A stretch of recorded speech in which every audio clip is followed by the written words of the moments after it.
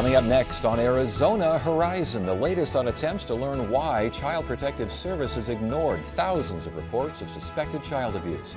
Also tonight, we'll see how Arizona 15-year-olds stack up in an international assessment of reading, math, and science. And we'll hear about new funding to help improve Arizona in 8 key areas. Those stories next on Arizona Horizon. Arizona Horizon is made possible by contributions from the Friends of 8, members of your Arizona PBS station. Thank you. Good evening and welcome to Arizona Horizon. I'm Ted Simons. Investigations into Child Protective Services continue as the state tries to learn why the agency dismissed over 6,500 reports of suspected child abuse and neglect. Arizona Republic columnist Lori Roberts has written extensively on the troubles at CPS. She joins us now. Thank you for being here. We've got now an independent panel aimed at CPS. What's this all about? Well, the governor on Monday appointed this independent panel of some fairly impressive people, a 9-member panel. They will have a twofold goal. One is to watch what CPS is doing on these 6,500 cases that were dropped, to make sure that those cases are checked out, that those children are checked out. Obviously not much trust on the governor's part that CPS can handle this alone. And then their other purpose will be to dig into CPS to figure out what is wrong systemically that these problems keep cropping up year after year after year. I noticed that the Department of Juvenile Corrections leader is leading this particular panel. Is that a concern considering, are there enough social service folks in there considering you are looking at a service agency? Sure. You know, and it's a corrections agency, but within juvenile corrections, the whole goal is to rehabilitate children. So I think that that's okay. I think that more of a law enforcement focus, frankly, is needed in that agency. It's been a mishmash for a long time in terms of its mission. But there are people from a social service perspective, from a legislative perspective, prosecutorial perspective. You've got a wide range of pretty impressive people. It sounds like 5 staffers already put on leave. Do we know why? Well, I think the fact that 6,500 children's cases weren't investigated despite a state law that says all cases must be investigated. But more specifically, these 5 staffers, do we know what part they played in all this? We know that they were members of the SWAT team. The newspaper, the Arizona Republic, tomorrow will have who they are and what their jobs are. These were 5 members of that SWAT team that were called in to sort of streamline services. These are not frontline caseworkers. These are not underpaid underlings. These are program managers and CPS supervisors who apparently made these decisions. Now, I question whether that is enough. Clearly, those people did not decide to violate state law on their own. There have to be people above them who knew what was going on and approved it. It sounds like a starting position here, the 5 for now, and then they move on. This investigation, compare this panel with the DPS probe, with Child Protective Services' own probe. Everyone's probing everything here. What are we coming out of this? That agency is the most probed agency. You know, I could make a joke there, but I won't. That agency has been probed and reformed and investigated year after year after decade, and things never change. Children slip through the cracks. Processes are analyzed. Band-aids are put on top of Band-aids, and nothing ever seems to get fixed. Why? Well, why does the Band-Aid not work well enough? Why are we constantly at this story, and why does it seem like there is no light at the end of this particular tunnel? You know, I think if we could answer that question, we could fix it easily, but I think it's probably a combination of things. You can't look at CPS and not consider the funding situation. It is outrageous. The case loads are unbelievably high. That has to be fixed. But that alone, I do not believe, will fix it. You've got just poor management practices in there, and you've got a situation that when they make these poor decisions, there is no transparency for anyone to ever see it or catch them at it because they hide under the cloak of anonymity. I was going to say, is secrecy an underlying problem with all this? With Absolutely. The knowledge in mind that CPS's secrecy is a key ingredient in what they do and how they do it to get information in the first place and to keep the innocent from out of the papers and such. Right, but I think that you can be transparent without ruining children's lives. I don't think anybody has that as their goal. I think they also have a problem in that they have a dual mission that is at times conflicting. Their mission is to protect children and strengthen families. Sometimes protecting children means not strengthening families, means not reunifying families, and I think that they've never had a consistent, clear focus, and that could be a problem too. Another problem is that they are in this massive state agency that deals with unemployment checks and food stamps and who knows what all. And so they have a director who can't possibly give the kind of focus that you need to this troubled agency. Is there a movement afoot to get it out of DES and make it its own standalone agency? Well, I would like to start that movement. I have said so in the paper. I have thought for a long time that that needs to happen.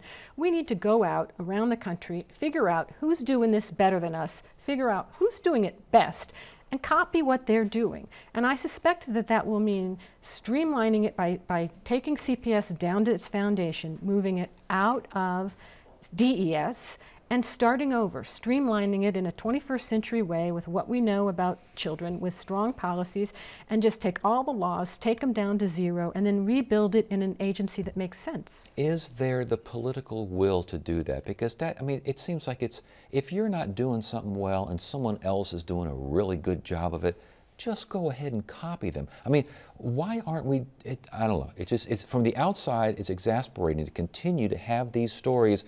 And months down the line, the legislature will be in session, and not a whole heck of a lot will seem to be getting done. Nothing will get done, and that's the frustration. And I don't know that it's that we don't want to copy anyone. I don't think that we have the political will or the leadership or the vision to go out and do it. How long has it been within DES? Why does it make sense for it to be there? Now, 10 years ago, Rick Romley, when he was county attorney, we had a string of those child deaths, and he commissioned a report called In Harm's Way that made 27 recommendations, some of which have been enacted over the years. One of their key recommendations was pull CPS out of DES, create a separate agency, and another recommendation was make the mission protection of the children first, and anything after that you can do. And neither of those things have happened. I think that the legislature was concerned that that's growing government, which it's not. What it is reorganizing government. Right. And I think that conservatives were concerned about the idea that you're going to protect children, that, oh my God, you're going to rip them out of people's families. So they still have this dual mission. The mission should be to protect children. Real quickly, what's next in all this? What do we look for? We look for accountability. I don't think that allowing 5 caseworkers, that's enough. I think that we look to make sure, we force CPS to say, have you checked on those 6,500 children? We still can't, or I shouldn't say children, it's cases. Right. We don't even know how many children Right. it is. 2 weeks later, we don't even know how many children it is. All right, well, we will keep reading your column to find out the best we can, and thank you so much for joining us. We appreciate it. I'd be here.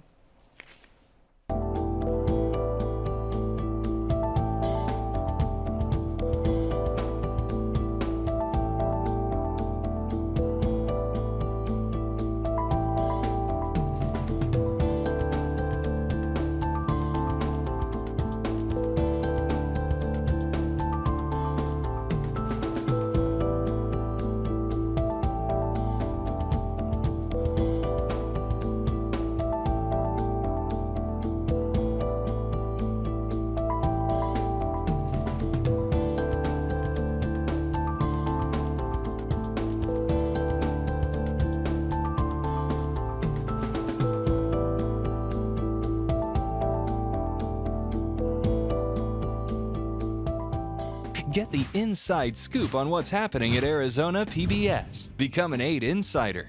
You'll receive weekly updates on the most anticipated upcoming programs and events. Get the 8 Insider delivered to your email inbox. Visit azpbs.org to sign up today.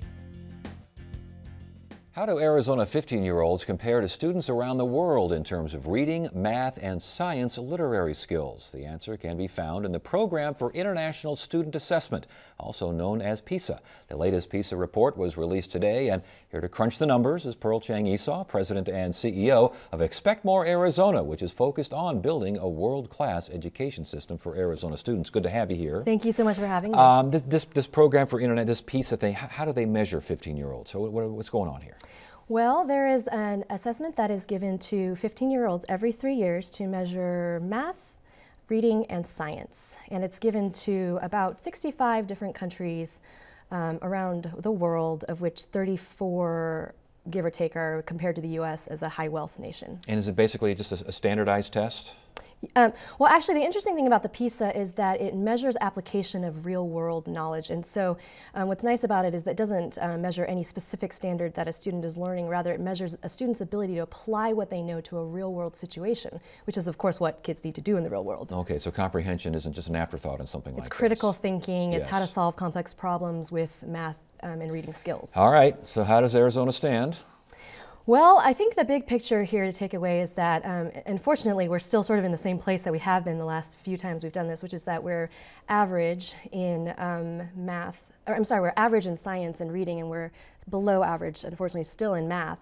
And really, I think the big thing to take away here is that, you know, our individual quality of life in the United States, and really by extension, you know, to take it to an even further level, our national security is very much dependent on our economic strength, and increasingly our economic strength is dependent on the quality of our education system. Mm-hmm. And the main takeaway message from this report is that the United States is falling behind. So it sounds as though Arizona not showing a heck of a lot of improvement. How are we comparing to other states? Any improvement in those comparisons? Well, the PISA only measures the United States as a country, and only 3 states actually had enough students take the test to come out on their own scores. So that was Massachusetts, Connecticut, and Florida.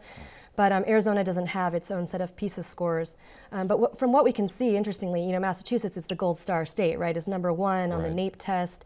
Interestingly, you know, Massachusetts does better than the national average, and they do really well when lined up with like Singapore and Korea and Finland and some of those other countries, but is still 2 grade levels behind in math when it compares to Shanghai, which is the number 1 country for math, Yes, or city for math. It looked like from some of these results, Shanghai was a number 1 for math and for science and for reading as well. I mean, obviously they're doing something right over there in terms of education.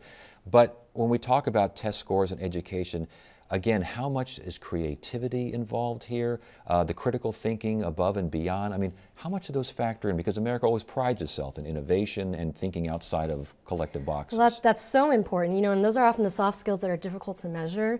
But increasingly we know, you know, 85% of high-wage, high-growth jobs in Arizona now require a post-secondary education. That's some form of education after high school. And we know that from employers and what they tell us that they're looking for students who can be creative, who can be critical thinkers, who can communicate and collaborate as needed. And those are the skills that we really need to focus teaching in schools now. And that's not something that you can measure by a test. I was going to say, are those the kinds of things that, you know, Shanghai can still beat us in the numbers, but we could improve along those areas? Well, the PISA is focused on practical application, so it does get a little bit at problem solving. When you read the questions, they're problem solving questions. So what is Shanghai and some of these other leading nations? What are they doing right that we could look at and say, let's use their example? One of the most important things is they look at education as an economic development priority. You know, education is their number 1 strategy for economic development. And I think increasingly, you know, we need to look at it that way as well, that it's not just a social issue, but that education has to be our top priority for our economy and our quality of life. And therefore, they're willing to invest in it. They're willing to, they have the political and public will to support it. And they really focus on the quality of their educators. And that's such a big thing, you know, in both Shanghai and Finland and other places where they've really risen to the top rapidly over the last decade or so.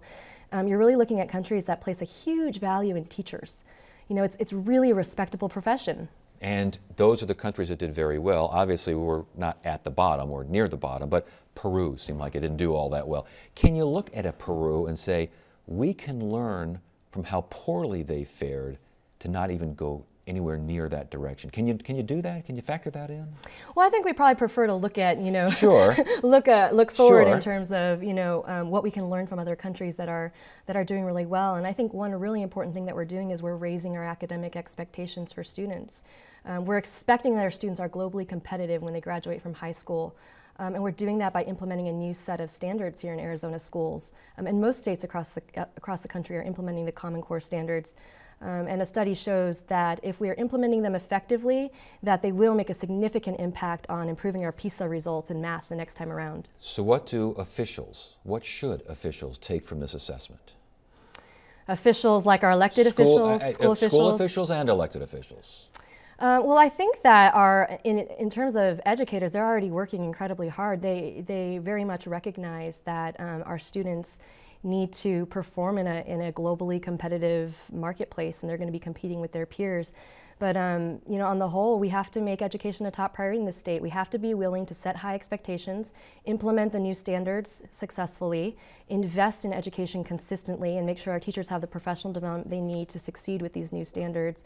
We have to implement a new assessment. Our old Ames test is a 10th grade bar. That's not going to get us to a globally competitive place. And finally, we got to start early. You know, it's the early grades, and everybody has a role to play. Our community has to support all of our children reading proficiently by the 3rd grade. All right. Well, good information here. Let's hope we start improving in some of these categories whenever the next PISA test rolls around. Good to have you here. Thank you so much.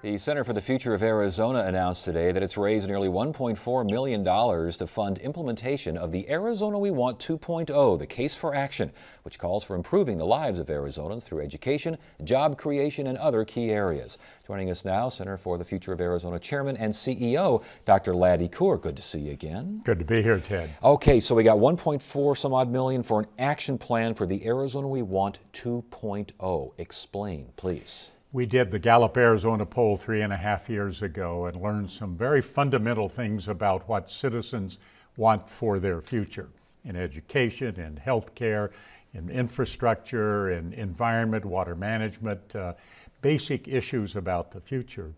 We then spent time over the state talking with people about how do we take these very important issues.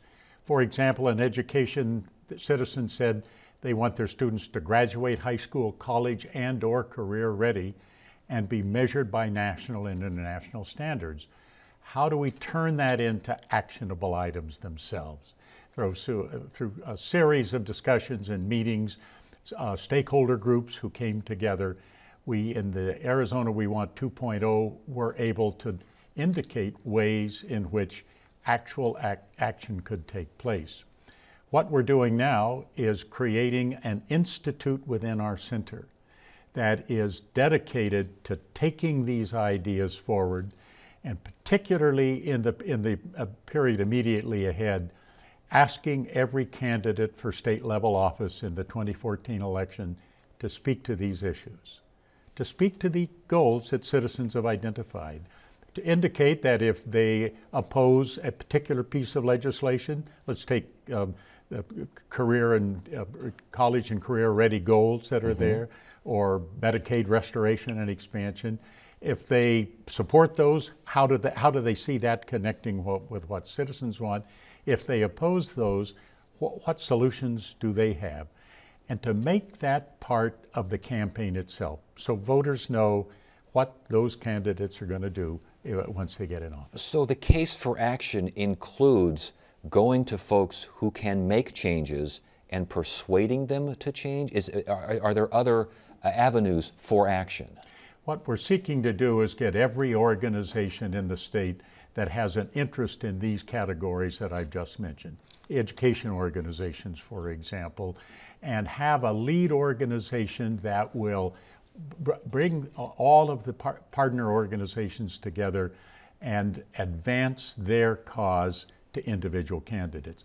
So in debates, in public appearances, in other ways in which candidates present themselves, candidates for legislature and candidates for the state level office, governor, etc., ask them to speak to those issues in the fora that they are going to be involved in. As far as donations, how many corporations, how many foundations are contributing so far? We have about 12 between corporations and foundations, several, and we've asked them to contribute for 3 years so we can get the Institute up and running, get leadership there that can take it forward, and that's what that 1.4 million that you described is all about.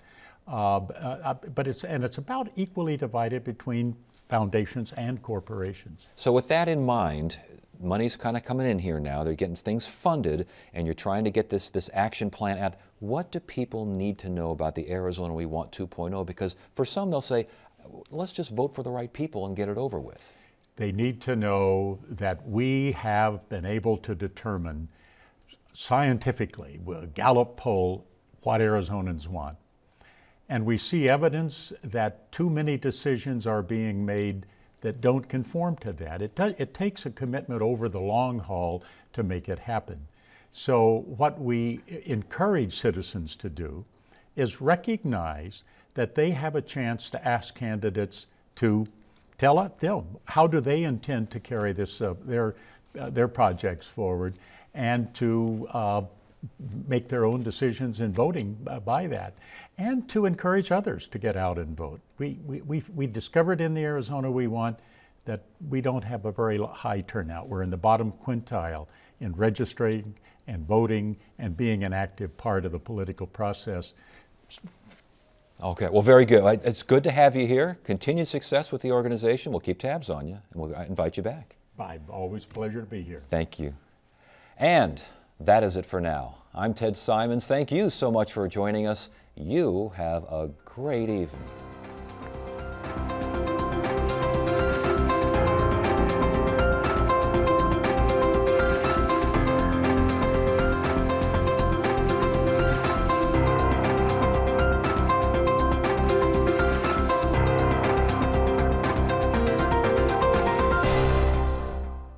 Arizona Horizon is made possible by contributions from the Friends of 8, members of your Arizona PBS station.